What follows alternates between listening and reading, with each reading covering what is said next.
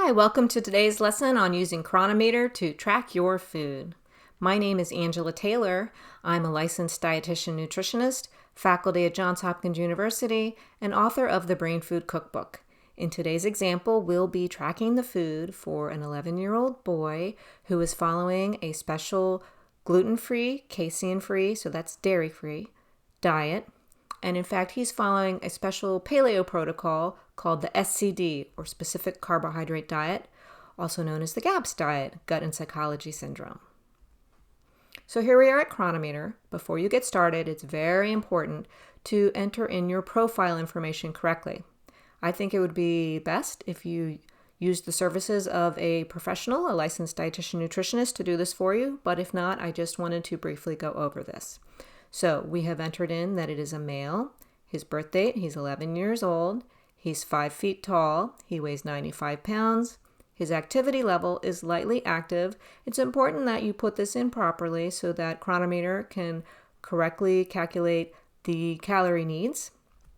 And if you scroll down, you will see that Cronometer automatically uses this for the macronutrient ratios, 25% protein, 40% carbs, and 35% fat. I think that's pretty good actually for an 11-year-old boy. However, if I were setting this up for an adult who needed to follow a more low-carb lifestyle, I would obviously come in here and I would change these ratios. So now that we've got the profile set up, there's one more thing that I like to do for my clients, and I like to make the display easier to use. As you can see in the diary here, I've got these categories. This is not the default. It doesn't come this way, and I have to set this up for my clients, and here's how I do it.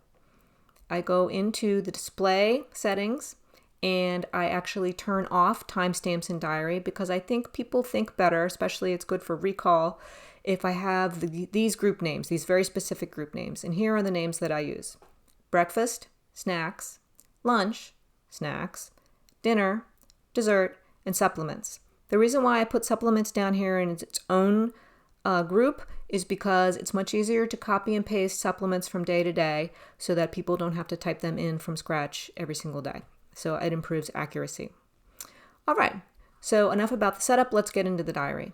So entering your food in every day is actually very quick and easy once you learn how to do it. So I'm going to show you just exactly how quick and easy that is. So our young man started off his day with eggs. He had 2 large eggs. Add. Then he had part of an onion. So we put in onion, and it is a quarter of a small onion, so 0.25. Then he had some kale. He had a leaf of kale. And he had a sunflower spice muffin. So if you look here, sunflower spice muffins comes up in blue. That is actually a custom recipe entry. I'm going to go now and show you that. So this recipe is actually from my book, and here it is, and I'll show you how to enter in a custom recipe because not everything's going to be in your database, especially if you're making things from scratch. So if we go up to foods, it shows you here that I've already entered it in, sunflower spice muffins. And the way I entered it in is that I just under the ingredients here, I just hit plus for every ingredient and added each ingredient and put the quantity. So if you needed to enter in a new recipe of your own, you would just click add recipe, and then you would just start typing, my muffin, and then you would just start adding in ingredients, and you would start off with, I don't know, maybe eggs. And you would put in however many eggs are in your recipe. Maybe there's 4 eggs in your recipe, and then you might add in almond flour. And maybe there's 2 cups of almond flour in your recipe, and so on. You get the point. And when you're done, you would hit Save Changes, and you would be all set. You can even add in a serving size if you like. You could say that maybe your recipe makes 12 muffins, so you would say 1 muffin, and you would say there are 12 servings per recipe. And like I said, when you're done, you would hit Save Changes. All right? So it's that easy. All right, so let's get back to our diary. All right, so now we're going to enter in the snacks that the young man had. So he had cucumber, and it was 4 slices. And then he had a banana. And it was a large banana. And now we move to lunch. So next our young man had chicken nuggets. And this is another custom, it's in blue, another custom recipe. And it was 3 ounces of chicken nuggets. Okay, and the recipe, by the way, again, came from my book, and here it is. So I've already entered that in as a custom recipe. Then he had some carrot fries. So the carrot fries were carrots, and it was 100 grams of carrots. So the best way to be accurate in your measurements is to get a small digital kitchen scale and just measure your food. So 100 grams of carrots, and then they were coated with a teaspoon of olive oil in the oven and baked in the oven. So that's how the carrot fries were made. And then he had a cup of applesauce. Applesauce, there we go, unsweetened. And then he had jam thumbprint cookies. All right, so there they are. Again, it's another custom recipe here. And it was 2 cookies. Again, that recipe came from my book. Here it is. It's already been entered into the custom recipes. All right, so now we go to snacks.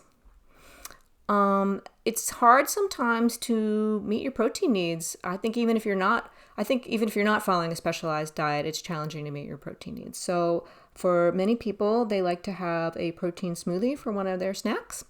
So I'm going to enter in a protein smoothie here. When you're on a specialized dairy-free diet, it's a little more challenging to find a protein powder that works for you. I've tried cricket flour actually, and I found it to be kind of bitter. It didn't really work for me. So I found another insect protein that I do like. It's called Manna, and it's Manna Sustainable Protein Flour, and this one's pretty good. It tastes kind of like sunflower seeds. And so if you were to take the typical scoop that comes inside of a tub of protein powder and use it to measure out for the Manna protein, it comes out to about 18 grams. So there's a scoop of the Manna protein. And I think that collagen's really good for healing the gut. So we're going to put in some collagen. So let's see here. There's collagen, a scoop of that usually is about 20 grams. And then we have some MCT oil, and that makes it more palatable. I do find that when I type in MCT oil, it autocorrects, which is very annoying. Okay, so there we go, a teaspoon of MCT oil. And finally, to make it more palatable, and also because when you're eating a grain-free diet, grains have a lot of carbs, and when you cut the grains out, you need to get your carbs from somewhere. So I think that fruits are a very good way to get your carbs. And so in this case, we have mango, 1 1/4 cups, so 1.25 cups of mango. To save money and just to be more convenient and practical, I think that actually frozen fruit is a wonderful thing to put into your smoothies. So this would actually be frozen mango, but I didn't have an entry for that, so I just indicated fresh, which is fine. Okay, so now for dinner, we're going to start dinner with a lettuce salad, and that's going to be a cup of lettuce. And we're going to eat this about an hour before dinner so that we don't get full, so that it has a little time to digest. Add in some salad dressing. My very favorite salad dressing is this red wine vinaigrette, which is a custom recipe, as you see here. And again, that came from my book, and there's the recipe. So that's already been entered in. Okay, and now after that has been digested, our young man had a hamburger. So now we go to add hamburger. And it was 90% lean ground beef. It was a 1/4 pounder, so that's 4 ounces. And next we're going to, and no bun, because we're on our gluten-free, actually our paleo diet, grain-free diet. And now we have some beets. So that is 8 slices of beet. And next we have some peas. So we add peas. And that was a half cup. And now we're going to add, let's see, we have some ghee on our peas. So that's clarified butter. So that is a quarter teaspoon, so that's 0.25. And now we are done with dinner and we're going to add dessert, and that's pineapple. So we're going to add in some pineapple. And that is actually 1 1/4 cups, so 1.25. And now if we scroll down, we see, oh, the calories have a pretty good balance. The macronutrients have a pretty good balance. So that's looking good. Let's look at our micronutrients. So here are our vitamins and minerals, our micronutrients. And if we look here, unfortunately, our vitamin D needs are not being met.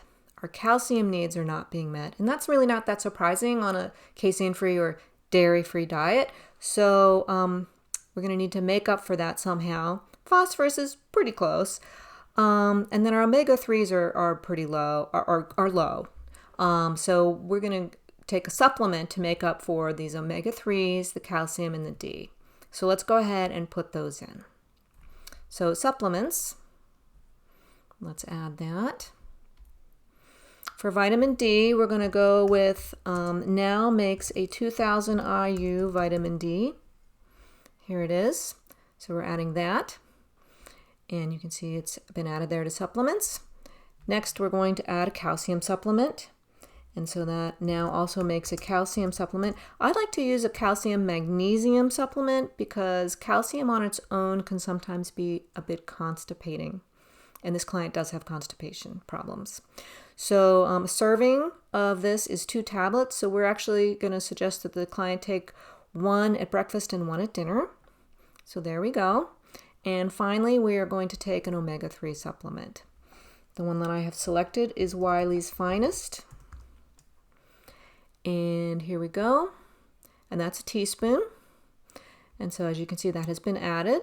And now if we scroll down and look at our micronutrients, we see that we have consumed a little over 3 grams. So that's 3,000 milligrams. To be precise, it's 3,200 milligrams here. So that's looking really good. For vitamin D, we have 2,000 IU, also looking very good. And our calcium needs are met. So thank you very much for watching. Once again, I am Angela Taylor.